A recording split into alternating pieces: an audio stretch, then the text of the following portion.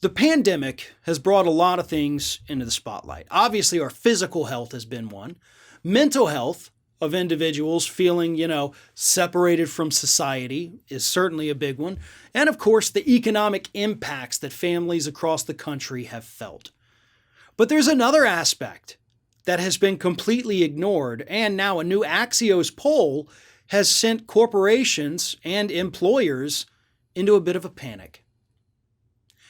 New poll shows that anywhere between 25% and 40% of the American workforce is considering quitting their jobs now that they're all required to go back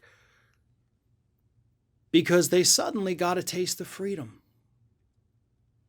Here's what's happening. And the poll didn't necessarily explain this. This really is my interpretation of this. And this is what a lot of economists are saying too. People got a taste of freedom.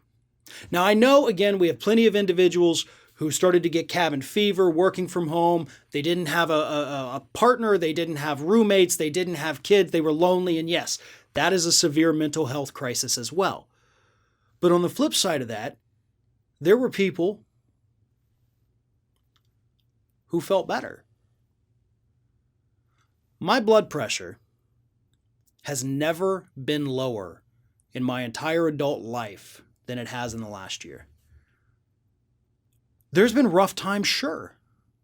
But like millions of other Americans, we got a taste of what it was like to finally have a better work-life balance where life outweighed work.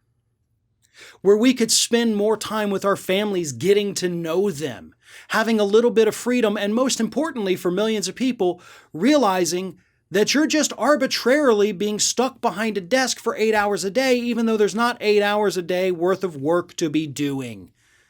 When you work from home, you do the things that have to be done, but you don't have all the busy work, all the crap work, all the time of sitting there staring at your computer looking at funny memes on the internet. Don't tell me I'm wrong, because I know I'm right here. And that's why we have so many Americans today, now that they're having to go back to the office, go back to wherever they were working, they realize, I don't want this anymore. I want out. I want that freedom back. And I need to find out what I can do to get that freedom back. So I think rather than face these mass resignations, which would be tens of millions of workers across the country, I think more businesses need to move to the work from home model for good. I have accomplished more from my job in the last year than I ever did being parked behind a desk at the office. Now, I love my job. I'm not one of the people, by the way, thinking of resigning. But I did get a really, really good taste of that work-life balance. Being here, making breakfast for my kids every morning before they went to school.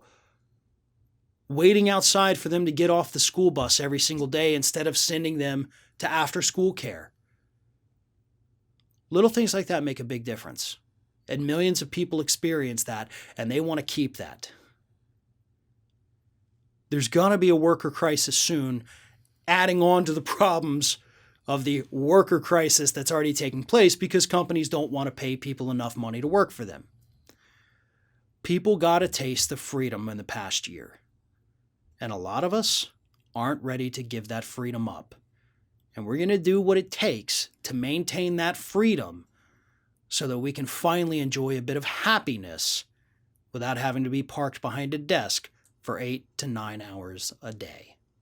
This is Hattie. Hattie wants to know why you have not subscribed to our channel. You obviously like our videos, so do us a favor and subscribe.